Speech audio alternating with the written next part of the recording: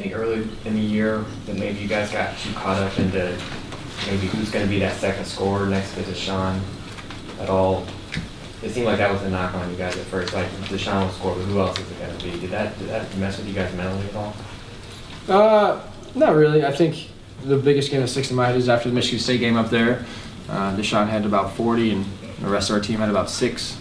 And I think I personally went up to Deshaun and said, "Hey, you just keep doing what you're doing. We're gonna help you out. We're gonna get there.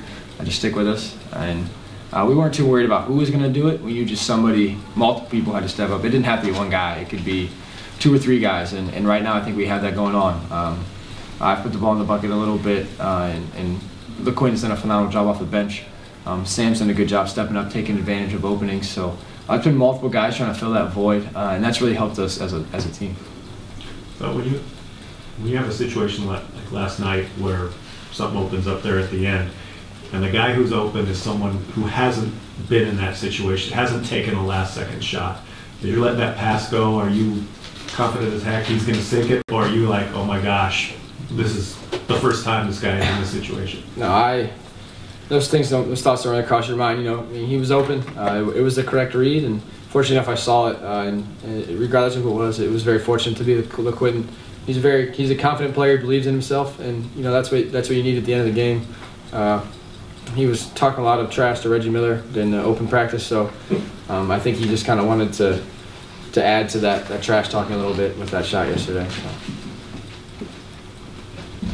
Were you just completely shocked they didn't switch that, or they didn't? Not shocked. I was a little surprised. They had switched it a couple times before that in a couple of possessions, so just figured it'd be the same coverage. But just you gotta be ready for everything.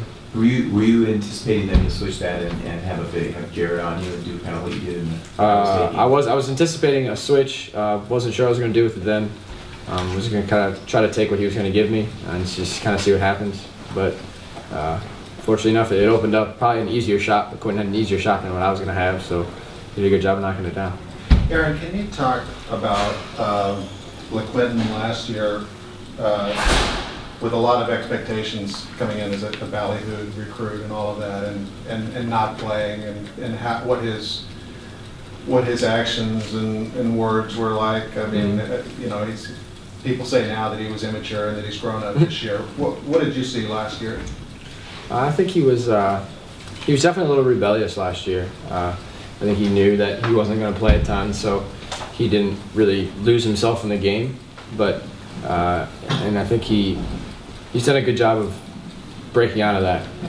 He kind of saw that the team's going to move on with or without him, and he wanted to be with us. So he's jumped on board and done everything we've asked him to. He has a phenomenal advantage coming off the bench.